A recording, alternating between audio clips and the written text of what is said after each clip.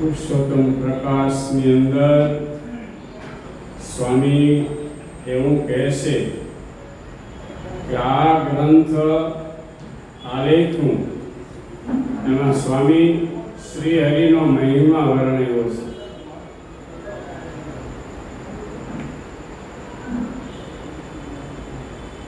એમાં એમના ઉત્સાહ અને આત્મવિશ્વાસ, સ્વામીને જે આ ગ્રંથ લખવા માટે જે ઉત્સાહ છે, જે આત્મવિશ્વાસ છે, એ કહેશે કે ઝળકી રહ્યા છે. તેથી શ્રી હરિની સર્વોપરી સ્પષ્ટ શબ્દોમાં લખ્યું છે. સ્વામી બતાવે છે શું લખ્યું છે તે. આવારનો જે અવતાર રે એવો ન થાય વારંવાર રે. નથી આવ્યા ને આવશું ક્યાંથી રે.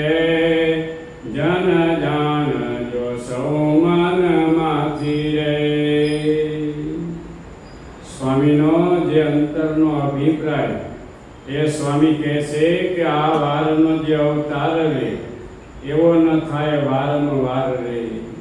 આ પૃથ્વી પર મહારાજ જે પધાર્યા છે એ વારંવાર આવી રીતે મહારાજ આવે નહીં, આવો મહારાજનો અવતાર વારંવાર થાય નહીં એમ સ્વામી કહે છે. અને વળી કહે છે કે નથી આવ્યા ને આવશું ક્યાંથી રે. મહારાજ આ પૃથ્વી પર ક્યારેય આવ્યા નથી અને વળી કે આવશું ક્યાંથી રે. જન જાણજો સૌ મનમાંથી રે. હવે આપણે જાણવાનું એટલું જ છે કે મહારાજ દયા કરી અને મનુષ્યનું તન ધારી અને જ્યારે આ પૃથ્વી પર આવ્યા અને ભક્તોને હેતે મહારાજે ખૂબ સુખિયા કર્યા. ખૂબ મહારાજે આ પૃથ્વી પર આવી બધી લીલાઓ કરી. હવે મહારાજે જે આપણને સરળ અને સીધો રસ્તો બતાવ્યો છે એ રસ્તે આપણે ચાલીએ તો મહારાજનો રાજીપો આપણને મળે. અને મહારાજે જે 18ના વચનામૃતમાં શબ્દ લખ્યો, મહારાજ કે ભલા થઈને અમારો દાખલો સુફળ કરજો. તો મહારાજનો જે દાખલો છે, મહારાજનો આ પૃથ્વી પર આવવાનો જે હેતુ છે એ હેતુને જાણી, દાખલાને જાણી અને આપણે છે ને ભક્તો ભગવાનને રાજી કરવાને વાસ્તે સમય થોડો કાઢી અને ભગવાનનું ભજન કરવાનું છે. મહારાજે જે કંઈ લીલા ચરિત્રો કર્યા છે એને આપણે વાંચવાના છે અને વાંચ્યા પછી જીવનમાં ઉતારી અને એનો સાક્ષાત્કાર કરવાનો છે. શું કરવા?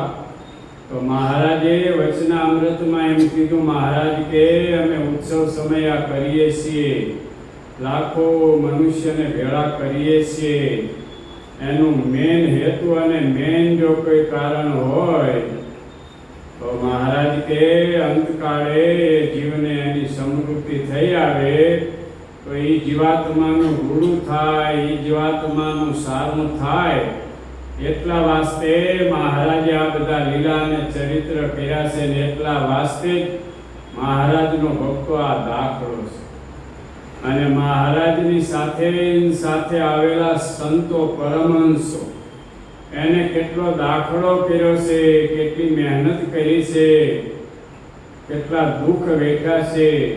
એ તો જ્યારે આપણે આ બધા શાસ્ત્રો સામે દ્રષ્ટિ કરીએ ને ત્યારે આપણને એમ થાય કે ભાઈ આ તો બધા અક્ષરધામના મુક્ત હતા, એમને કદાચ આ દાખલો કે આ કાંઈ ન કર્યું હોત તો એમના કલ્યાણમાં કાંઈ વાંધો નહોતો. એના વાયરે કરીને જો બીજાના કલ્યાણ થતા હોય, એના વચને કરીને બીજાના કલ્યાણ થતા હોય તો એના કલ્યાણમાં કાંઈ ખામી હોય? પણ બસ એક જ મહારાજનો ઉદ્દેશ અને આદેશ અને આજ્ઞા હતી કે આ પૃથ્વીમાં દેશ પરદેશ ફરો અને મુમુક્ષુ જીવાત્માઓ હોય એની પાસે તમે ભગવાનની વાત કરો. જેના વડે કરી અને એ જીવાત્મા ભગવાનને પામે, ભગવાનના શરણે આવે તો એ જીવાત્માનું ગુરુ થાય. જેમ મહારાજે વચનામૃતમાં શબ્દ લખ્યો, મહારાજ કે પૃથ્વીમાં બીજ તો છે પણ વરસાદ વિના ઉગતા, એમ આ પૃથ્વી ઉપર મુમુક્ષુ આત્માઓ તો છે પણ એને હતે સંતના સમાગમની જરૂર છે. એના જીવનમાં એને જો સાચા સંત મળી જાય અને એને વિશે એને આત્મબુદ્ધિ થઈ જાય, એને વિશે હેત થઈ જાય અને એ કે એમ કરે તો ચોક્કસ ભક્તો જે સંતમાં ગુણ છે એ ગુણ એ મુમુક્ષુમાં સંત રેડી દે, એમાં જરાય શંકા નથી. પણ ક્યારે એ થાય? તે આત્મબુદ્ધિ થવી જોઈએ. પહેલાં તો પુત્ર, પરિવાર, આપણા જે કોઈ છે એના વિશે જેવી આપને આત્મબુદ્ધિ છે એવી આત્મબુદ્ધિ આપણને ભગવાનના સંત અને ભગવાનના ભક્ત વિશે છે કે નહીં એ નક્કી કરવાનું છે. જો આત્મબુદ્ધિ હોય તો એને ક્યારેય અભાવ કે અવગુણ આવે જ નહીં અને જેટલો લે એટલો ગુણ જ લે. મહારાજે આ પૃથ્વી ઉપર આવી ભક્તો જબરજસ્ત દાખલો કર્યો છે. એટલે સ્વામીએ અહીંયા એક કલમ લખી કે આ વારનો જે અવતાર રહે એવો ન થાય, વારનો વાર રહે. આ વારનો જે અવતાર છે એવો વારંવાર ન થાય. એમ જ્યારે સમય અને તક જ્યારે મળે ત્યારે એ સમયને ઓળખી અને એ તકને વધાવી લે ને તો એનું કામ થઈ જાય. વીજળીના ચમકારામાં જેને મોતી પોરવવું હોય એ આળસુ કે પરમાદી હોય એ પોરવી ન શકે. એ તો થોડો ચંચળ હોય, સાવચેત હોય અને મોતી, સોય ને દોરો બધું આમ તૈયાર રાખ્યું હોય અને જેવો આમ વીજળીનો ઝબકારો થાય અને પોરવી દે તો કામ થઈ જાય. એમ આપણા આત્યંતિક કલ્યાણ માટે ભક્તો આપણે એટલી તૈયારી હોય તો આપણું આત્યંતિક કલ્યાણ થાય. તો જે કંઈ આપણે હતે સંકલ્પ કર્યા હોય કે આ ભજન, ભક્તિ, માળા, માનસી કર્યા પછી આ પંચભૂતના શરીરમાંથી છૂટ્યા પછી ભગવાનના સમીપે રહેવું છે, ભગવાનના ચરણમાં વાસ કરવો છે. તો ભક્તો એના માટે આપણે જેટલો ખટકો રાખીએ ને એટલા મહારાજ આપણી ઉપર વિશેષ રાજી થાય અને રાજી થાય એટલે કાંઈ કરવાનું રહે. એવી રીતે સ્વામી કહે છે કે નથી આવ્યા ને આવશું ક્યાંથી રે, જન જાણજો સૌ મનમાંથી રે. મહારાજ કે અમે ક્યારે આવ્યા નથી ને હવે આ એકવાર આવ્યા, હવે ફરીને આવવાનું. એવી અક્ષરધામની મહારાજે વાટ વહેતી કરી દીધી છે. સૂર્ય અને ચંદ્ર તપશે ને ભક્તો, આ પૃથ્વી રહેશે ને ત્યાં સુધી મુમુક્ષુ આત્માઓ હશે એ ભગવાનનું ભજન કરશે, સંત સમાગમ કરશે, માળા કરશે, વ્રત કરશે, દાન કરશે, તીર્થયાત્રા કરશે અને સર્વ અંતર્યામી જાણી અને મહારાજનું ભજન કરશે ને એ જીવાત્માનું શ્રેય જરૂર થશે ને થશે, એમાં કોઈ શંકા નથી. કારણ કે મહારાજે એટલા માટે ભક્તો આપણી ઉપર કૃપા કરી છે, એટલા માટે મહારાજે આપણી ઉપર દયા કરી છે. એ દયાનો પાર નથી અને આ જીવની અવળાઈનો પાર નથી. ગુણાતીતાનંદ સ્વામીએ વાતોમાં લખ્યું, સ્વામી કે કોઈને વીસી ફટકાયો હોય ને તો આખી રાત જાગે અને ઘરના જેટલા હોય ને એને બધાને બરાડા પાડી પાડીને જગાડે, એ હું મરી ગયો, એ મને વેદના થાય છે. પણ સ્વામી કે જો ભગવાનનું ભજન કરવું હોય ને, સ્વામી અત્યારે તો બરાબરની સિઝન છે, અત્યારે બરાબર તહેવાર આવે છે અને તમે વળી ક્યાં જપ યજ્ઞનું ના શિબિરનું વળી ગોઠવ્યું. બાકી હતે કલાક કે 2 કલાક કે અડધો કલાક બેસવું હોય તો આપણને આળસ અને પરમાદ થાય અને સ્વામી કીધો વીસી ફટકાયો હોય તો આખી રાત જાગે રાયડું પાડે. એમ જ્યારે હતે અંતર આત્મામાં એવો વિચાર કરીએ કે પરમાત્માએ આપણને આ માનવનું શરીર લઈને મોકલ્યા છે ને એ માત્ર પંચ વિષય ભોગવવા માટે નથી મોકલ્યા, પણ ભગવાનનું ભજન કરી આત્યંતિક કલ્યાણ કરી અને મહારાજના સમીપે પહોંચવા માટે આપણી પર દયા કરી. પંચ વિષય છે શબ્દ, સ્પર્શ, રૂપ, રસ અને ગંધ. આ પંચ વિષય છે.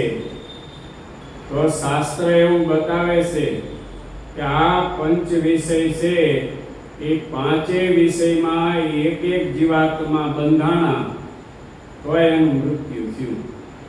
તો જે જીવાત્મા પાંચેય વિષયમાં બંધાય એના શા હાલ થાય?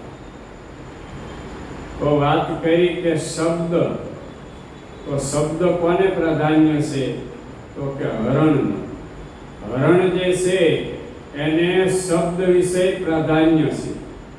હરણનો જ્યારે શિકારી લોકોને શિકાર કરવાનો હોય ત્યારે 2 માણસો હોય. એક ખેતે સરસ મજાની આમ ઝાલર વગાડે.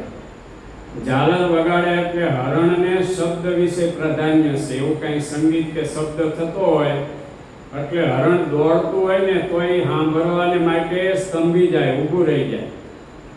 અને બીજો માણસ હોય ને એને તીરકામઠું કે જે કાંઈ એની હાથમાં હથિયાર હોય ને તૈયાર રાખ્યું હોય. જેવું હરણ ઊભું રહે એટલે તરત જ તીર છોડે, એ તીર એને વાગે એટલે લોહી નીકળે. પછી એટલે ઓલા જે 2 માણસો હોય પાછળ દોડે નહીં. પછી જે હરણનું લોહી હોય ને લોહીના ટીપે ટીપે ટીપે હાલ્યા જાય અને આગળ જઈ અને હરણ બિચારું મરી જાય. કારણ કે એને વેદના થઈ હોય, ઘા વાગ્યો હોય એટલે એની એક જ વિષય પ્રાધાન્ય છે. શું? શબ્દ. તો એક જ વિષયની અંદર કહેશે કે એનું મૃત્યુ થયું. શબ્દ, સ્પર્શ. સ્પર્શ વિષય છે હાથીને. હવે હાથીને પકડવો હોય તો કદાચ આખું ગામ ભેગું થાય કે 100 કે 1000 માણસ ભેગા થાય ને તોય ન પકડી શકે. તો પછી કે એને પકડવા માટે તો જ્યાં હાથીના મોટા મોટા ઝુંડ રહેતા હોય જંગલમાં, ત્યાં હતે હાથી પાણી પીવા આવે સરોવર. ત્યાં મોટું જબર એક આમ ચિત્ર બનાવે. એ ચિત્ર હાથી જોવે ને અહીંયા આગળ હતે મોટો ખાડો હોય અને ખાડા ઉપર આસુ ઘાસ ને એવું બધું થોડું બધું નાખી દીધું હોય. એ જેવો હતે કામાંધ થઈ, વિષયાંધ થઈ અને દોડે એટલે સીધો જે ખાડ હોય ને એના ઉપર પગ મૂકે અને ખાડામાં પડી જાય. એ પડી જાય એટલે એને 10 દી 15 દી ખાવા પીવા કાંઈ આપે નહીં. પછી અત્યારે નાનું એવું લોખંડનું જે અંકુશ, એ અંકુશ એની પાસે આમ નાખે.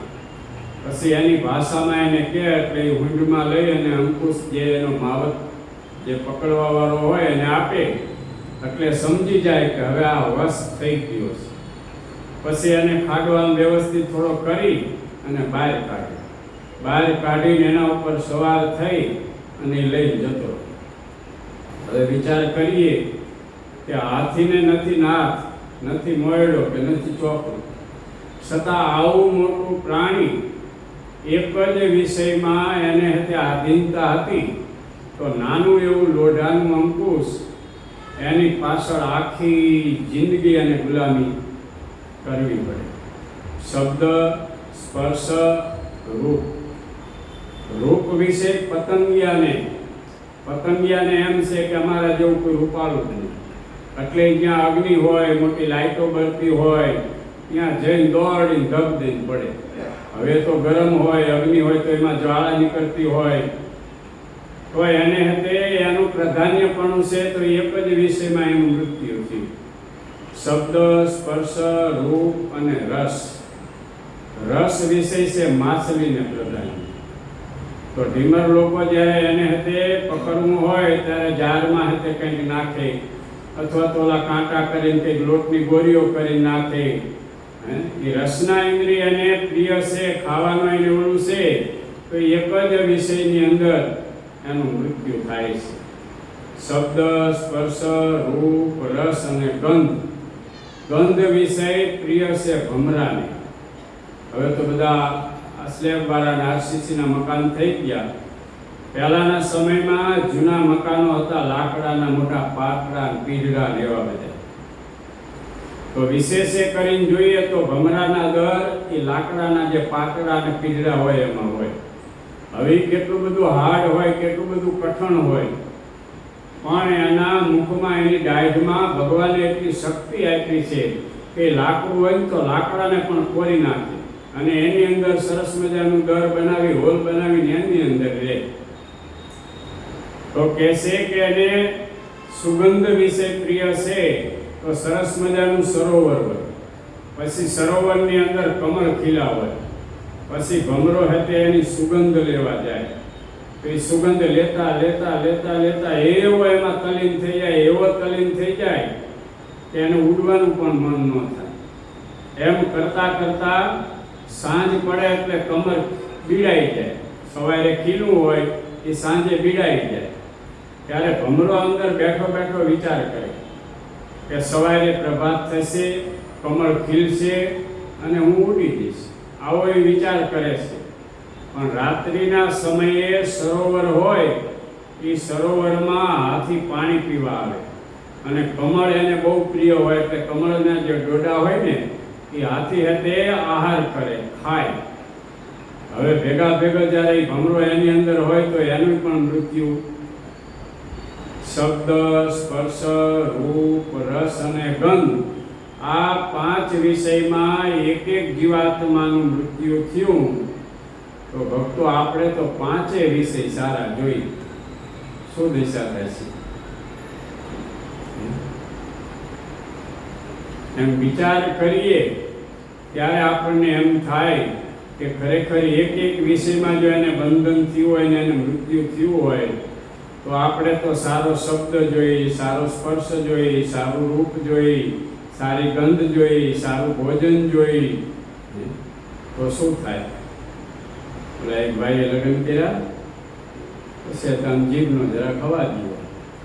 હા, હું હોય ને એવા નોકી નોકી હોટલનું નોકી નોકી લોજ એકે બાકી રાખે, અને પછી એમ કે સ્વામી કાંઈ સારો વિચાર આવતો નથી, પણ આપણા આહાર જ મલિન છે. આહાર સુધી સત્વ સુધી, માણસનો આહાર અને વિહાર. આહાર એટલે આપણે જમવું એ, અને વિહાર એટલે આપણે ફરીને આંખે કરીને જે કાંઈ જોઈએ છીએ, જોવાનું જોઈએ છીએ, ન જોવાનું જોઈએ છીએ, અંતરમાં ઉતારવાનું ઉતારીએ છીએ, ન ઉતારવાનું ઉતારીએ છીએ. પછી શું પરિણામ આવે? પછી માળા કરવા બેસીએ, ભજન કરવા બેસીએ, માનસી પૂજા કરવા બેસીએ, સત્સંગમાં બેસીએ, શિબિરમાં બેસીએ, પણ આપણું અંતકરણ ડોળાઈ ગયું હોય ને, એટલે આપણામાં એ મલિનતા આવી ગઈ હોય, એટલે સારા વિચારો આવે છે. જે બહારનું ખાતા હોય તો ત્યાં ગાળેલું, ચારેલું, ચોખ્ખું, સોયડે થઈ રસોઈ બનાવેલી હોય ને, વિચાર.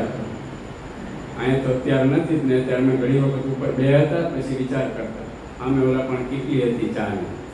એ હવારે પાણીની ડોલ ભરી હોય એમાં ને એમાં ડફોર્યા કરે, એમાં ને પાણી ચા જેવું થઈ ગયું હોય, એમાં બોરીને તરત આપે ને ચહક આવે, એમાં બોરીને તરત આપે ને ચહક આવે. હવે એ રકાબીને એ ડોલમાં કેટલાય પાણી પીધું હોય, કેટલાય ચા પીધી હોય.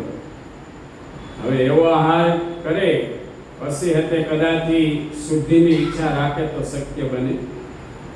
એટલે આપણા આહાર અને વિહાર ચોખ્ખા હોય તો જ ભક્તો આપણને સાત્વિક વિચાર આવે, અને સાત્વિક વિચાર આવે તો જ ભગવાનનું ભજન કરવાનું મન થાય, તો જ સંત પાસે બેસવાનું મન થાય, અને તો જ આપણું આત્યંતિક કલ્યાણ થાય. કારણ કે જ્યાં લગી આપણા આહાર ચોખ્ખા નથી, શુદ્ધ નથી, ત્યાં લગી આપણામાં મલિનતા રહેવાની છે. એટલે કદાચ અત્યારે તો ભગવાનની દયાથી જે કોઈ દીકરીઓ ભણીને આવતા હોય ને એ બધા અત્યારે રસોઈમાં કમ્પ્લીટ હોય.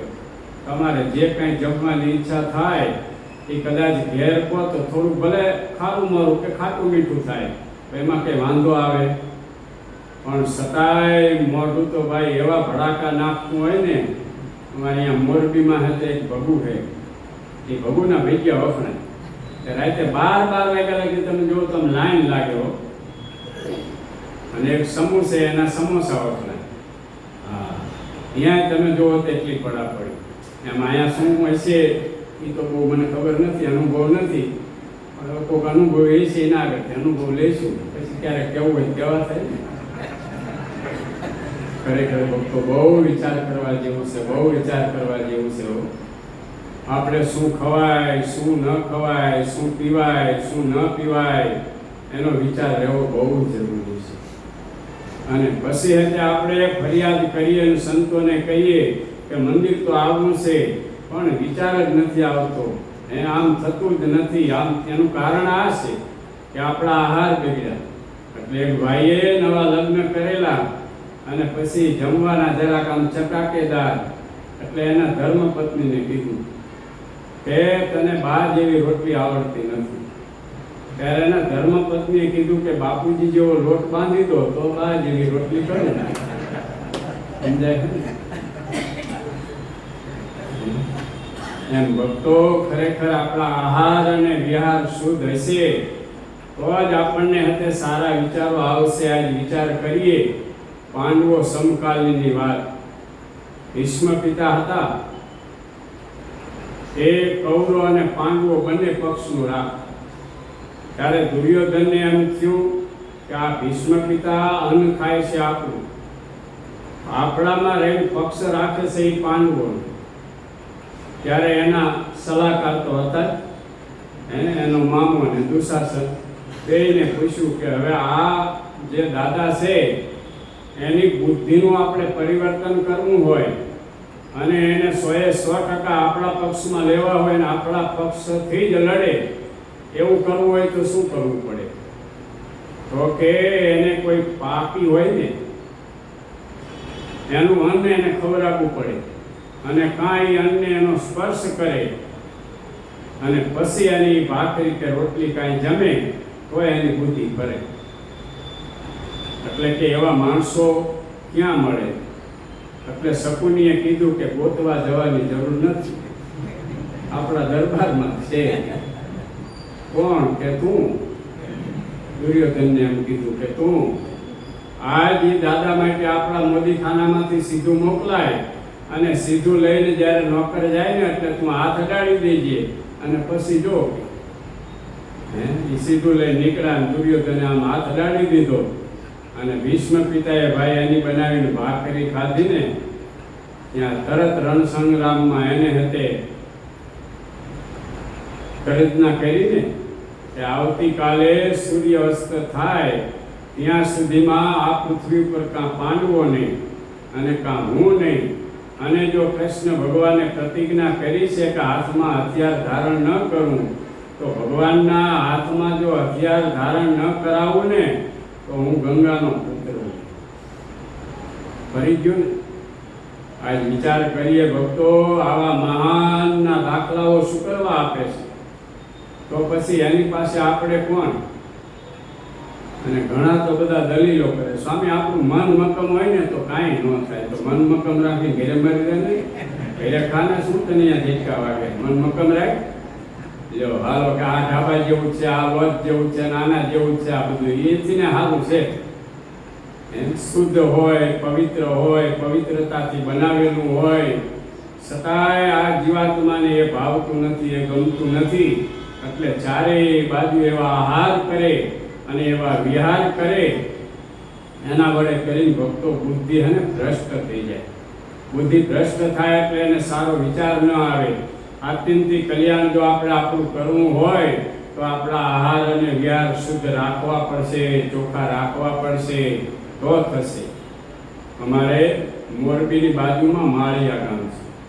એ માળિયા સ્ટેટના દરબાર હતા મોડજી બાપુ, બહુ મહાન ભગવાનના ભક્ત હતા. અને આપણે ત્યાં વઢવાણમાં ત્યાગવલ્લભ સ્વામી હતા, ઘણા વર્ષો પહેલા આવેલા. એ બહુ પવિત્ર સંત હતા અને વચનસિદ્ધ સંત હતા. પછી એમની પાસે એમને વ્રતમાન લઈ અને કંઠી બાંધેલી, અને પોતે રાજા હતા, કોઈ સામાન્ય નહોતા, ક્ષત્રિયપુત્ર રાજા હતા. પછી એમને નિયમ આપ્યો કે તારે તારા જીવનમાં દારૂ અને પરમાટી આ બેથી ચેતતું રહેવાનું. ક્યાંય કદાચ એવો આપતકાળ આવશે, કદાચ એવો સમય આવશે ને તો બાપુ ભગવાન જરૂર તમારી રક્ષા કરશે. એમાં એક વખત જામનગર જામ સાહેબે બધા રાજા રજવાડાઓને બોલાયા અને મહેફિલ રાખેલી. બધા રાજા રજવાડાઓ ભેગા થયા. પછી ત્યાં તો બધા અફીણ ને કહુમાન બધું ઘોરાતું હોય, એટલે એના જે માણસો હોય ચાકર, એ ચાંદીની પ્યાલી લઈને ડીશમાં લઈને આમ બધે દેવા જાય, ખુરશીએ જ્યાં બેઠા હોય અહીંયા. એટલે મોડજી બાપુ આગળ ગયા એટલે બાપુએ ના પાડી કે ભાઈ હું પીતો નથી. એટલે ઓલો જે એનો માણસ હતો ને નોકર, એને રાજાને ચડાવવા માટે સભામાં આમ જાહેરમાં ઉતાવળમાં બોલ્યા કે ભાઈ આ તો માળિયા સ્ટેટના દરબાર મોડજી છે, આ અમારા જેવા નોકર ચાકરના હાથનું ન પીવે. આ તો જ્યારે જામ સાહેબ પોતે ફૂટ પ્યાલી આપશે ને ત્યારે પીશે. એટલે જામ સાહેબે આમ દ્રષ્ટિ કરી કે ભાઈ છે શું, તો કે બધાએ લીધું પણ આ એક મોડજી બાપુ લેતા નથી, પણ એ આપના હાથની પાલી લેશે, અમારા હાથની નહીં લે. એ જામ સાહેબ ઊભા થઈને ત્યાં આવ્યા. મોડજી બાપુને આમ હાથમાં પ્યાલી આપી એટલે મોડજી બાપુએ હાથમાં પ્યાલી લઈ લીધી. ક્ષત્રિય હોય ને અને હથિયાર તો હોય જ, એટલે તરત પોતાની ભેટમાં કટાર હતો ને કટાર કાઢી, એક હાથમાં પ્યાલી લીધી અને એક હાથમાં કટાર લઈ અને આમ ગળે લગાવવા ગયા. ત્યાં જામ સાહેબ કે હા હા મોડજી શું છે? તો કે એવું છે ને સાહેબ કે તમારો હાથ પાછો ઠેલાય નહીં અને મારા ગુરુનું વચન લોપાય નહીં, એટલે હું આ પીશ એટલે તરત હું મૃત્યુને વળી લઈશ. કેમ? તો કે હું સ્વામિનારાયણ ભગવાનનો આશ્રિત છું, મેં મારા ગુરુ પાસે પ્રતિજ્ઞા લીધી છે. એમ કરીને કંઠી બતાવી અને પોતે જે હે તે અજકણ પહેર્યું હતું એના ખિસ્સામાં એ ભગવાનની મૂર્તિ રાખતા. એ મૂર્તિના દર્શન કરાયા તો જામ સાહેબે જાહેર કચેરીમાં એના વખાણ કર્યા અને એને શિરપાવાય. એમ ભક્તો જીવનમાં ક્યારેક કષ્ટી આવે, મુશ્કેલી આવે, પણ સહાયના કરનારા તો એ મહારાજ જ છે. હા, એ મહારાજને આપણે યાદ કરીએ, એ મહારાજનું સ્મરણ કરીએ, એ મહારાજનું ભજન કરીએ અને કહીએ કે મહારાજ આજ મારી લાજ તારા હાથમાં છે. તો ભગવાન છે ને ભક્તની કોઈ દિવસ લાજ કે પ્રતિજ્ઞા જવા ન દે, એ નક્કી વાત છે. પણ ભાઈ હવે આપણી જીભ જ આમ તડાકા મારતી હોય તો પછી આપણે હાથે બીજાનો વાંક કાઢીએ કે બીજાનો દોષ કાઢીએ તો નકામું છે. એટલે ખાસ મારા યુવાનો, તમને બધાને મારી વિનંતી છે, આહાર અને વિહાર શુદ્ધ રાખજો. જો આપણી મતિ શુદ્ધ રાખવી હશે તો, અને શુદ્ધ ન રાખવી હોય તો પછી તમે સ્વતંત્ર છો અને મા બાપે અત્યારે તમને વ્યવહાર અને વહીવટ સોંપી દીધા છે અને લક્ષ્મીજી પણ અત્યારે એટલી કૃપા વરસાવે છે કે અત્યારે કાંઈ કોઈ વસ્તુની કમી નથી. પણ એની અંદર જો વિવેક અને વિચાર હશે તો ઉગરી શકીશું, તો બચી શકશું. પણ જો એની અંદર વિવેક અને વિચાર નહીં હોય તો આપણે કયા સ્ટેજે પહોંચશું અને ઉતરતામાં ઉતરતા ક્યાં જઈશું એ કંઈ નક્કી નથી. એટલે સમય અત્યારે બહુ બળવાન છે, કળિયુગ છે. બધી પ્રકારનું વાતાવરણ અત્યારે જોઈને તો ચારે બાજુ ઝેરી અને કલુષિત જ છે. પણ જેને હદે ભગવાન ભજવા છે, જેને ભગવાનને રાજી કરવા છે, એ કદાચ આ લોકમાં સુખ આવે તોય ભલે, દુઃખ આવે તોય ભલે, માન આવે તોય ભલે, અપમાન થાય તોય ભલે, તિરસ્કાર થાય તોય ભલે, જગત કદાચ આપણને હેને ગાંડા કહેતોય ભલે, જે જગતને કહેવું હોય તે. પણ જો આપણે ભગવાનને રાજી કરવા હોય, ભગવાનના સંતને રાજી કરવા હોય તો મહારાજે જે કીધું કે ગ્રસ્તના 5 વ્રતમાન દારૂ, માટી, ચોરી, અવેરી, વટલવું ને વટલાવું ને, આ 5ને દ્રઢપણે રાખીશું તો ચોક્કસ ભક્તો આપણું આત્યંતિક કલ્યાણ છે, એમાં કોઈ શંકા નથી. બાકી અત્યારે આપણે આ પુરુષ પ્રયત્ન કરીએ છીએ, દાખલો કરીએ છીએ એટલે આપણું કરેલું ફેલ નહીં જાય. રઝળતા રઝળતા મહારાજ એનો બદલો આપશે. એ પુણ્ય ઉદય થશે, પણ એ ઉદય થશે ત્યારે આ બધી વસ્તુ કદાચ હશે કે નહીં હોય એની શું ખાતરી. તો અત્યારે તો સહેજે સહેજે બધી વસ્તુ આપણને પ્રાપ્ત થઈ છે. તો ખબરદાર થઈ, શૂરવીર થઈને સાચા થઈ અને એવા લાગી જઈએ કે આપણો આ લોક ને પરલોક બે સુધી જાય. એના માટે આ સંતોએ આટલો બધો ભક્તો દાખલો કર્યો છે, આટલી બધી મહેનત કરી છે, આવા સરસ મજાના આપણને શાસ્ત્રો આપ્યા છે અને આવો ભગવાને આપણને જોગ આપ્યો છે. એટલે સ્વામી કહે છે કે આ વારનો જે અવતાર છે એવો વારે વારે થાય નહીં. એમ વારે વારે આ જોગ ભક્તો નહીં આવે હો. જે હાથમાં આમ તક આવી છે ને એ તક જતી ન રહે, એની ખાસ સાવચેતી રાખી અને જેટલું થાય એટલું હાલતા, ચાલતા, ખાતા, પીતા, શુભ ક્રિયા, અશુભ ક્રિયા, હરેક ક્રિયામાં મહારાજની મૂર્તિનું અનુસંધાન રાખશું ને તો ભગવાન આપણી હરેક પ્રકારે રક્ષા કરશે. સ્વામી આગળ કહેશે એવું આશ્ચર્ય માનો ન કોઈ રે, સમરથી શું શું ન હોય રે, સમર્થ સર્વ પ્રકારે રે, કરે તે જે મન ધારે રે. સ્વામી કહેશે કે એનું આશ્ચર્ય માનો ન કોઈ રે. એમાં આશ્ચર્ય કાંઈ માનવાની જરૂર નથી. શું કરવા? તો કહેશે કે સમર્થથી શું શું ન થાય રે. જે સમર્થ હોય એનાથી શું ન થાય, એ ધારે કરી શકે, જે કાંઈ એ સંકલ્પ કરે ને થઈ શકે. તો સ્વામી કહે સમર્થ સર્વ પ્રકારે રે. જે સમર્થ હોય એ સર્વ પ્રકારે રે, કરે તે જે મન ધારે રે. જે સમર્થ હોય, મહારાજે ખાલી વચનામૃતમાં એવું કીધું, મહારાજ કે જે પુરુષ સિદ્ધ ગતિને પામ્યો હોય એ અહીંયા બેઠો બેઠો આ હાથ વડે કરીને હજારો ગાઉ ઉપર વસ્તુ પડી હોય તે ગ્રહણ કરી શકે, આ દ્રષ્ટિએ કરીને દેખી શકે અને આ કાન વડે કરીને સાંભળી શકે. વિચાર કરો. જેને સિદ્ધ ગતિ પ્રાપ્ત કરી છે, જેને સિદ્ધ દશા આવી છે એ આ કરી શકે. એટલી એનામાં શક્તિ આવી જાય છે. અમારા ગુરુ મોટા સ્વામી હતા, એ વાત કરતા, સ્વામી કે સંતોને ભણવા માટે કાશીથી એક ભૂદેવને લાવ્યા હતા. બહુ પવિત્ર બ્રાહ્મણ હતા અને ત્યાં રિટાયર્ડ થયા હશે, એટલે સંતોને સંસ્કૃત ભણવાની ઈચ્છા એટલે એમને લાવ્યા. પછી સ્વામી કે એ ટાઈમે અમે બધા નાના નાના, એટલે ગુરુજી અમને પાઠ આપી દે, પછી એટલે થોડીક વાર બેસીએ, થોડીક વાર બધી વાતચીત કરે, પછી અમને એમ કે સંતો કોઈને કાંઈ ખાવાની ઈચ્છા હોય તો બોલો. પછી હવે બહારનું તો કાંઈ સંતોને ખપે નહીં, એટલે સંતો એમ કે ગુરુજી આજ તો અમને સાકરનો પ્રસાદ આપો.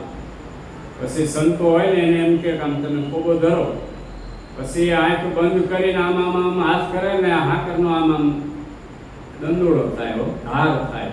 જેટલા સંતો બેઠા હોય બધાને ખોબો ખોબો. ક્યારેક પછી એમ કે આજ તો ખારેક આપો, તો આમ હાથ કરે એટલે ખારેક આવે. કાજુ આપો, આમ હાથ કરે એટલે વિચાર કરો.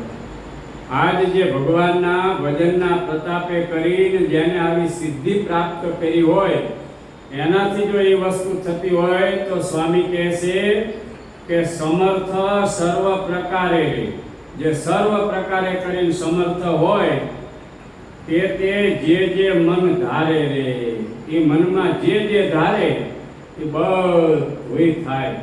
તો એવા સમર્થ ધણી ભક્તો આપણને મળ્યા છે. તો એ સમર્થનું શરણું આપણે સ્વીકારી અને એના ગમતામાં વર્તીશું ને તો ચોક્કસ ધણી આપણી ઉપર રાજી થશે. વળી સ્વામી એથી બીજી કડીમાં આગળ બતાવે, તેની કોણ આડી કરનાર રે, ના હોય ધણીનો ધણી નિર્ધાર રે, માટે સહુ માની લેજો સહી રે, આજ અમે ઉધારિયા કઈ રે. બધું હારદાન આવી. સ્વામી કહેશે કે તેની પણ આડી કરનાર રે.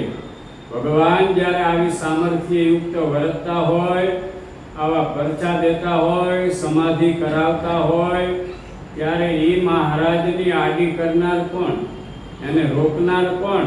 તો સ્વામી કે જે ન હોય ધણીનો ધણી નિર્ધાર રે.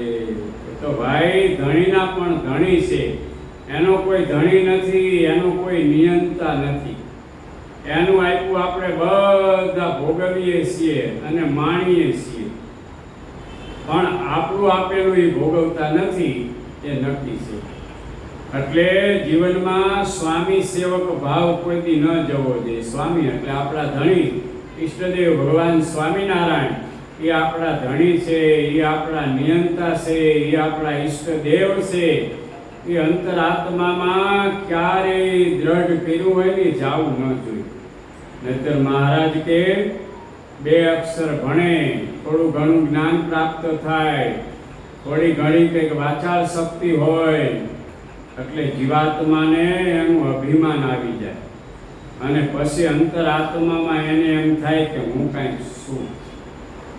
અને અત્યારે બધું એવું ચાલે ને, હરિભક્તો હોય સંતોના વખાણ કરે કે આ સ્વામી છે ને એ તો મુક્તાનંદ સ્વામી જેવા છે, આ તો બ્રહ્માનંદ સ્વામી જેવા છે, આ તો ગોપાળાનંદ સ્વામી જેવા છે. હા ભાઈ, સ્વામીને એમ થાય કે હોય તો હોય. હરિભગતના વખાણ કરે, આ તો દાદા ખાતર જેવા, ઝીણાભાઈ જેવા, પર્વતભાઈ જેવા. હરિભગતને એમ થાય કે હોય તો હોય. પણ ભક્તો એનું રૂવાડું આપણામાં નથી. હા, અખંડ મહારાજને ધરી રહ્યા હતા અને અખંડ મહારાજની આજ્ઞા અને ઉપાસના ઉપર એની દ્રષ્ટિ હતી.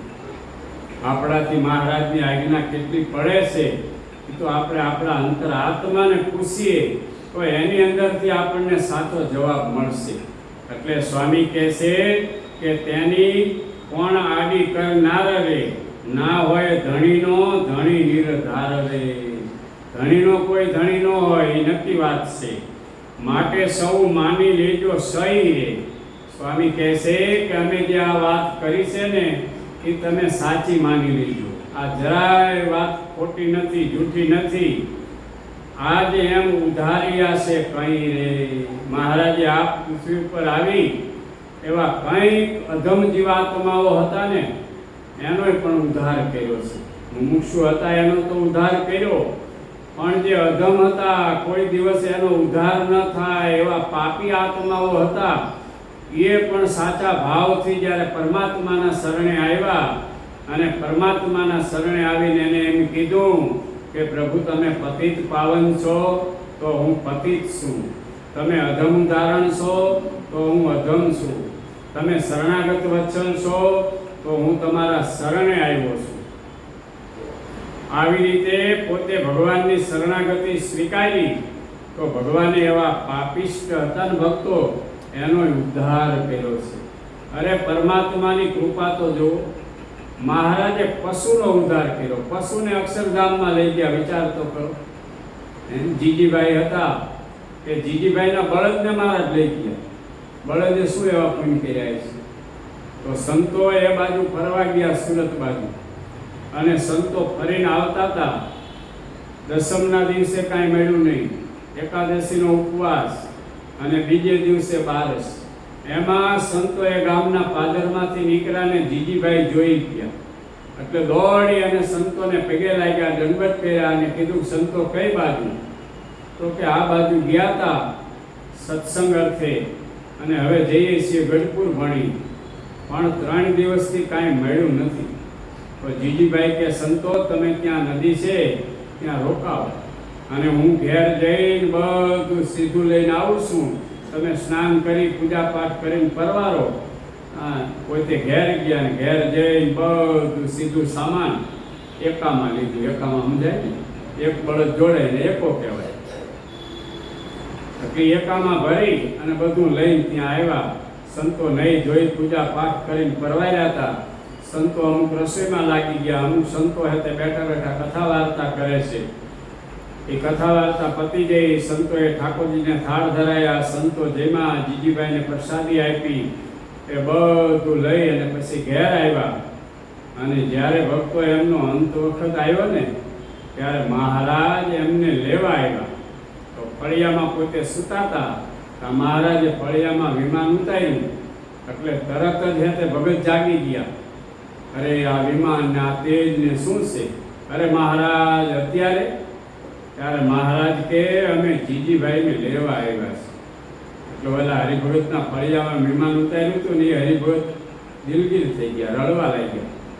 મહારાજ તમે જીજીભાઈને લઈ જઈશો? તો જીજીભાઈના હિસાબે તો અત્યારે અમારા સત્સંગનું બધું સુખ આવે છે. કથા વાર્તા જે કાંઈ અમને પોષણ આપે છે ને, એ આ જીજીભાઈ આપે છે. માટે મહારાજ જીજીભાઈને થોડોક વખત રહેવા દો તો સારું. મહારાજ કે કાંઈ વાંધો નહીં, પણ હવે અમે આવ્યા છીએ એટલે અમારો ફેરો તો અલેખે નહીં જાય. તો મહારાજ કે ચાલો જીજીભાઈને મૂકી જઈ, પણ જીજીભાઈના બળદને લઈ જઈ. ત્યારે હરિભગતે કીધું, મહારાજ બળદે શું એવા પુણ્ય કર્યા છે? તો મહારાજ કે અમારા સંતો વિચરણ કરતા કરતા આ બાજુ નીકળ્યા હતા ને, ત્યારે સંતોનું સીધું લઈને એ બળદ છે ને એકે ઝૂકી અને ગયો તો ને, એના પુણ્ય કરી અને હું એ જીવાત્માને લઈ જઈશ. વિચાર કરો, આવા દયાળુ ભગવાન, એક આટલું જ એનું પુણ્ય, આટલો જ સંત અને ભગવાનના જોગમાં આવ્યો જીવાત્મા, તો એને હતા અનંત કોટી બ્રહ્માંડના ધણી મહારાજ લેવા આવ્યા. એટલે મહારાજે વચનામૃતમાં શબ્દ વાપર્યો કે આ સત્સંગમાં ભગવાનનો મોટો પ્રતાપ છે. પશુ જેવો હોય ને એનું કલ્યાણ. તો આપણે તો મનુષ્ય છીએ, આપણું કલ્યાણ નહીં થાય. પણ એ દ્રઢ ભરોસો, દ્રઢ વિશ્વાસ અને આજ્ઞા ને ઉપાસના દ્રઢ હશે ભક્તો, તો આપણું આત્યંતિક કલ્યાણ પાકું છે. નહીતર ક્યાંક જો વાસના રહી ગઈ, ક્યાંક જો ઈચ્છા રહી ગઈ, તો મહારાજને ભાઈ વાસનાવાળા ભક્તો કે સંતો ગમતા નથી. હા, સહેજ પણ જો મહારાજને એ દુર્ગંધ આવી તો મહારાજ મૂકીને જતા રહેશે. અને એવા દાખલા તો છે જ નહીં. એ મહારાજ લેવા આવ્યા, બધાને કીધું કે આને લઈ જઈશી. એ પોતે કહે છે કે મહારાજ મને લેવા આવ્યા છે ને જઉં છું. અને થોડીક વાર થાય તો બાજરાનું ખેતર તોડતા હોય લઉં છું. હા, એ હાથના ડૂંડા મૂકીને જવાનું મન થાય કે હું આ જતો રહીશ તો વાંય ચકલા બધું ખાઈ જઈશ, વાંય કાંઈ છોકરાને દાણા રહેશે નહીં. આટલી ગંધ આવે ને ભાઈ, તોય મહારાજ મૂકીને જતા રહેશે. તો જ્યારે સાચા નિર્વાસનિક થઈ અને ભગવાનનું ભજન કરશું, અને મહારાજે જે કંઈ મર્યાદાઓ બાંધી છે અમારી તમારી, એ મર્યાદાની કોર્ડનમાં આપણે બધાએ રહીશું ને, તો ધણી રાજી થશે. એટલે સ્વામી કહે છે, માટે સૌ માની લેજો સહી રે, આજ એમ ઉધાર્યા જીવ કંઈ રે. મહારાજે એવા કંઈક જીવાત્માઓનો ભક્તો ઉદ્ધાર કર્યો છે. એટલે આપણે એ બળ રાખવાનું, એ હિંમત રાખવાની અને આપણા જે સ્વભાવ છે ને એને છોડી દેવાનો. નહીંતર ભગવાન પ્રગટ હોય ને કોઈ જીવ ન ઓળખી શકે. અને કદાચ છે તે પરમાત્મા એને માગવાનું કહે ને તો એને માગતા ન આવે. આપણે ત્યાં વસ્ત્રીની બાજુમાં ખોલડિયાદ ગામ છે. એ ખોલડિયાદ ગામમાં મહારાજ પધાર્યા. પછી તે મોટું જબર તળાવ સરોવર જેવું. ત્યાં બધા કાઠી દરબારો મહારાજ ને બધા ઘોડા પાવા ગયા એ તળાવમાં. એક ભાઈ હશે ને એવો બેઠો બેઠો ઓલા બહેનોને કપડાં ધોવાના પાણાના ખડકા કહે. એ પાણાની ચીપરો હતી એના ઉપર બેઠો બેઠો આમ કવાડી ઘસતો જાય, પાણી રેડતો જાય. મહારાજ તે માણકી ઘોડીને લઈને પાવા આવ્યા. બીજા કાઠી દરબારો અંદર આવ્યા પાવા માટે. ત્યારે આ ભાગ્યો આત્મા હતો ને એ એવું બોલ્યો કે આ સ્વામિનારાયણ ભગવાનનું સ્વામિનારાયણપણું મારે જોયું જાતું નથી. જો આ સ્વામિનારાયણ ભગવાન સાચા હોય તો હું 8 દીમાં આંધળો થઉં. વિચાર કરો કેવો મૂર્ખ કહેવાય. આમે ભગવાન છે છતાંય આ જીવાત્માએ એવું કીધું કે આ ભગવાનનું ભગવાનપણું મારે જોયું જાતું નથી. અને જો આ ભગવાન હોય તો હું 8 દીમાં આંધળો થાઉં. તો નિષ્કુળાનંદ સ્વામીએ એની નોંધ લીધી કે વાયદો તો વેગળો રહ્યો, દિન 3 માં આંધળો થયો. 8 દીનો વાયદો તો આઘો રહ્યો, વેગળો રહ્યો, 3 દીમાં આંધળો. વિચાર કરો. હવે એ જીવાત્માએ બીજું કંઈક માંગ્યું હતું કે ભગવાન હોય તો મને પરચો આપે, ભગવાન હોય તો મને આમ આપે, કે ભગવાન હોય તો મને કોઈ વસ્તુ કંઈક આપે. એવું કંઈક પદાર્થ એને માંગ્યું હતું અથવા તો આ લોકોનું કંઈક એને માંગ્યું હતું.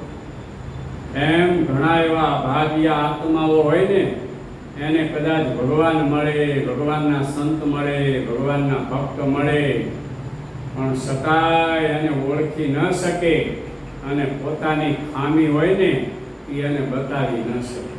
પોતાની જે કાંઈ ખામી હોય એનો એકરાર કરી નાખે અને કબૂલાત કરી લે ને ભાઈ, તો ભગવાન અને ભગવાનના સંત અને ભગવાનના એકાંતિક ભક્ત રાજી થાય અને ભગવાનને પ્રાર્થના કરે કે મહારાજ આ જીવાત્મા છે તો મુમુક્ષુ, પણ એના ઇન્દ્રિયો અંતકરણ બળવાન છે ને એટલે એ જીવાત્માને હેરવી દેશે, હરાવી દેશે. માટે મહારાજ દયા કરજો. એમ ભગવાનના ભક્ત અને સંતો પ્રાર્થના કરે ને એટલે મહારાજ જરૂર એની ઉપર કૃપા કરે, જરૂર દયા કરે. પણ આ જીવાત્મા ભાઈ એટલો બધો ઊંધો છે, એટલો બધો ઊંધો છે ને પાદરો તો સીધા રસ્તે ચાલે એવું નથી. એ સીધા રસ્તે ચલાવવા માટે આ સંતોએ આટલો દાખલો કર્યો છે, આટલી મહેનત કરી છે, આવા સરસ મજાના આપણને શાસ્ત્રો આપ્યા છે. હવે એને આપણે ખાલી વાંચી વિચારી અને થોડુંક એનું મનન કરી અને એ પ્રમાણે આપણે જીવવા લાગીએ ને એ પ્રમાણે વર્તવા લાગીએ ને તો ભક્તો મહારાજ રાજી થાય. અને મહારાજને રાજી કરવા માટે ભક્તોએ કેવા તપ કર્યા છે, કેવા કષ્ટ વેઠ્યા છે, સંતોએ કેવા તપ કર્યા છે, કેવા કષ્ટ વેઠ્યા છે.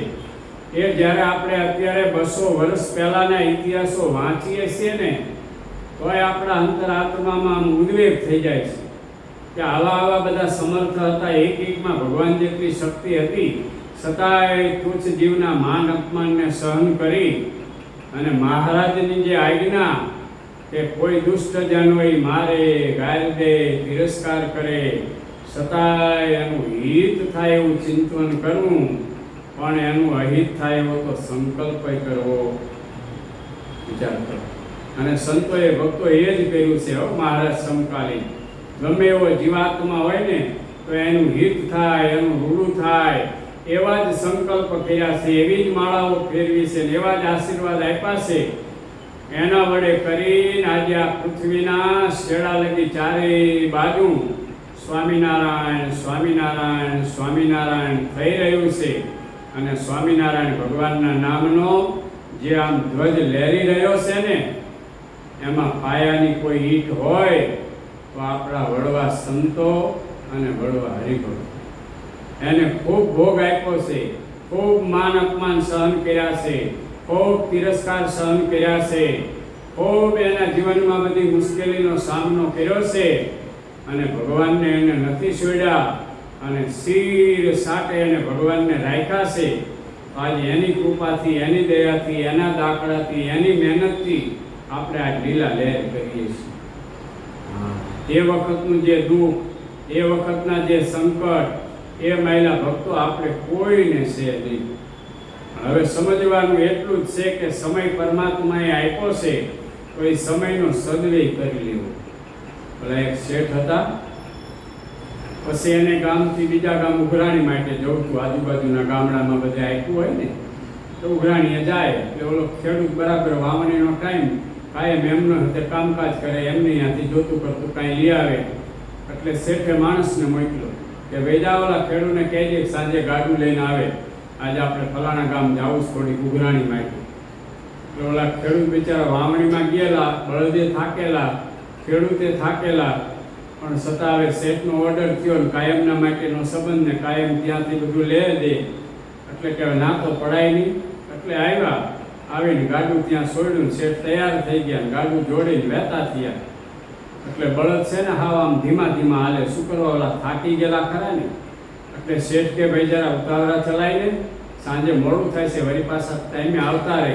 એટલે ઓલો ખેડૂત કે બાપા એમાં એવું છે ને કે આખો દિવસ આ ચાલ્યા છે ને એટલે જરાક થાકી ગયા છે, પણ ધીમે ધીમે પહોંચી જઈશું, કાંઈ ચિંતા કરશો નહીં, અને આપણે સમયસર પાછા આવી જઈશું. એટલે જતા તો બળદ ધીમે ધીમે ધીમે ધીમે હાલતા થયા અને પહોંચી ગયા. પણ વળતા જ્યારે એ બળદ આમ ઘર સામે વેરા ને ભાઈ, હા તો એવા ઉતાવળા પગે ચાલવા માંડ્યા ને એવા દોડવા માંડ્યા ને, ત્યારે ઓલા શેઠે કીધું ભાઈ આમ કેમ? જ્યારે આપણે જાતા હતા ત્યારે બળદ ધીમા ધીમા હાલતા હતા અને આપણે વૈરા એટલે બળદ દોડાવા માંડ્યા. તો કે શેઠ એમાં એવું હે ને કે બળદ ઘર સામે વરે ને એટલે દોડાવા માંડ્યા.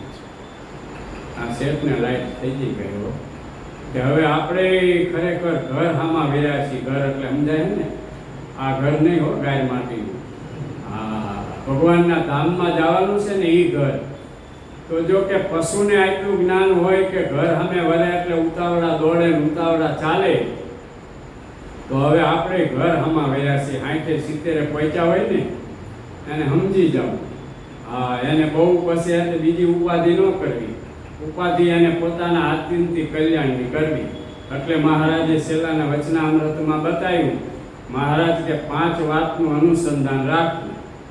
આ પળ અને આ ઘડી એમાં મરી જવાનું છે, એનો વિલંબ જણાતો નથી. આટલું કામ કર્યું ને આટલું કામ કરવાનું બાકી છે. એક ફેક્ટરી કરીને બીજી કરવાની બાકી છે, એક દુકાન લીધી ને બીજી દુકાન લેવાની બાકી છે. એ કામ છે ને. તો મહારાજ કે આપણા આત્યંતિક કલ્યાણ માટે, મોક્ષ માટે આટલું કામ કર્યું ને આટલું કામ બાકી છે, એ વિચારવાનું છે. આ લોકના કામ તો ભાઈ કોઈને પૂરા થયા નથી અને થવાનાય નથી. પણ જે ભગવાનનો ભક્ત છે એ મનની વૃત્તિને પાછી વારી અને ભગવાનમાં જોડી દે અને ભગવાનના ભજનમાં બરાબર લાગી જાય ને, એનું કામ થઈ જાય.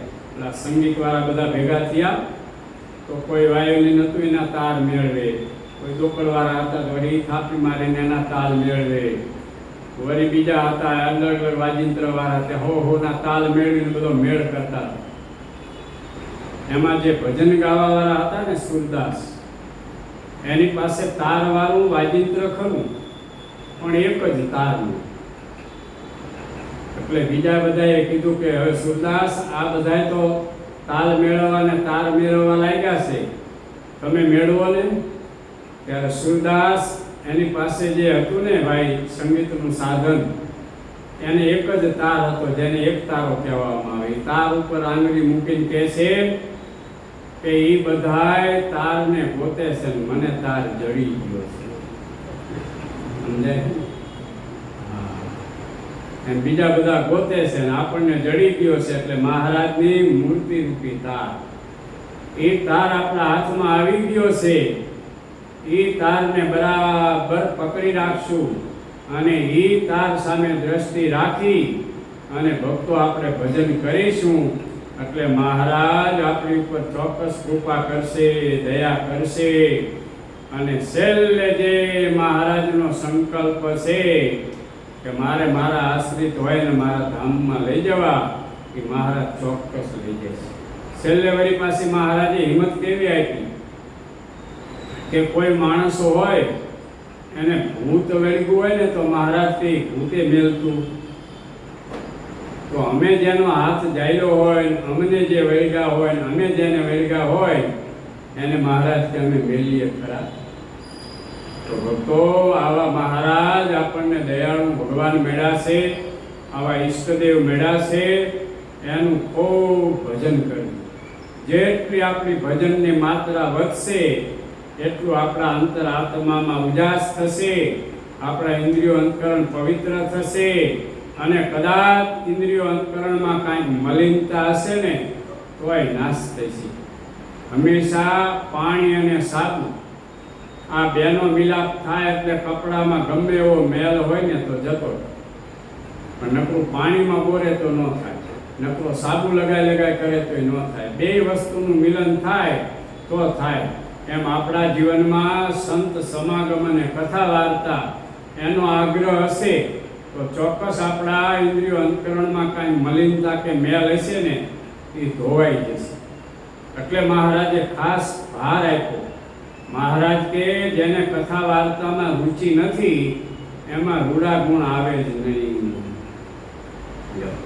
મહારાજે એમ કીધું કે જેને કથા વાર્તામાં રુચિ નથી એમાં રૂડા ગુણ ન આવે. જો હવે આપણે રૂડા ગુણ જોતા હોય, સારા ગુણ જોતા હોય તો જ્યારે અહીંયા કથા થતી હોય સવારે કે સાંજે, સવારે ટાઈમ મળે તો સવારે, સાંજે ટાઈમ મળે તો સાંજે, બે ટાઈમમાંથી એક ટાઈમ 5 મિનિટ, 10 મિનિટ, 15 મિનિટે પણ ચોક્કસ કથાનું પાન તો કરવું જોઈએ. કારણ કે મહારાજનો આગ્રહ છે, મહારાજનું આ વાક્ય છે કે જેને કથા વાર્તામાં રુચિ નથી એમાં રૂડા ગુણ ન આવે. એટલે ભક્તો આખી જિંદગી કદાચ જતી રહે ને તો આપણામાં રૂડા ગુણ ન આવે. ભલે આપણે સત્સંગી કહેવાતા હોય, ભક્ત કહેવાતા હોય, વ્રતમાને પાળતા હોય, પણ રૂડા ગુણ જો આપણે જોતા હોય કે આપણું જીવન જોઈ, આપણું વર્તન જોઈ અને બીજા 5 ને ગુણ આવે, અને આપણું વર્તન જોઈને બીજા 5 આપણો ગુણ લઈને ભગવાનના આશ્રિત થાય, ભગવાનના સત્સંગી થાય, વ્રતમાન લઈ અને સ્વામિનારાયણ ભગવાનના શરણાગત થાય. એવું જ્યારે જીવન જોતું હોય ને એવું રૂડું જીવન શીખવું હોય તો મહારાજનું જે આ વાક્ય છે ને ભક્તો યાદ રાખવું. કદાચ છે તે ધારો કે પ્રવૃત્તિમાં હોય, કોઈ કારખાને હોય, શેટા હોય, ઘણા બધા અંતરો કાપવાના હોય તો સેલી બાકી ઘેર આવી ભોજન કરી અને ટીવીને ઘડીક વિરામ આપી વચનામૃત, ભક્ત ચિંતામણી, નિષ્કુળાનંદ કાવ્ય, ગુણાતીતાનંદ સ્વામીની વાતો, ગોપાળાનંદ સ્વામીની વાતો 10-12 વાંચવાની જરૂર નથી, 10-12 પેજ વાંચવાની જરૂર નથી, માત્ર એક જ પેજ, અરે ખાલી એક જ વાત. ગુણાતીતાનંદ સ્વામીની વાતો તો અમુક એક લીટીની છે, અમુક 2 લીટીની, અમુક 5 લીટીની, એવી નાની નાની જ વાતો છે. એક જ વાત વાંચવી, વધારે નહીં. પણ જો નિયમ હશે તો થશે. નિયમ વગર કોઈ વસ્તુ કાંઈ થતી નથી. અને આપણે એમ કહીએ કે આખો દીના કામકાજ કર્યા હોય, કંટાળી ગયા હોય, થાકી ગયા હોય, પણ મોબાઈલ તમે જુઓ તો રાતે 12 વાગ્યા લગી ચોંટતા હોય, આમ નામ કરતા. એટલે એમ કે આમ નામ જવાનું રહે. હા, હવે આપણે કદાચ 5 કે 10 મિનિટનો ભાઈ આમાં ટાઈમ કાઢવો હોય તો ન કાઢી શકીએ, પણ એ આળસ અને પરમા જ છે. આપણા જીવનમાં એટલી મલિનતા છે એટલી નથી થતું. એટલે આળસ અને પરમાત્માનો ત્યાગ થઈ, ખબરદાર થઈ ભક્તો ભગવાનનું ભજન બધાય કરીએ. બોલો સ્વામિનારાયણ ભગવાનની જય. આજની પ્રસાદીના યજમાન પ્રવીણભાઈ વનમાળીભાઈના ધર્મપત્નીના જન્મદિવસ નિમિત્તે આજના પ્રસાદીના યજમાન પ્રવીણભાઈ વનમાળીભાઈ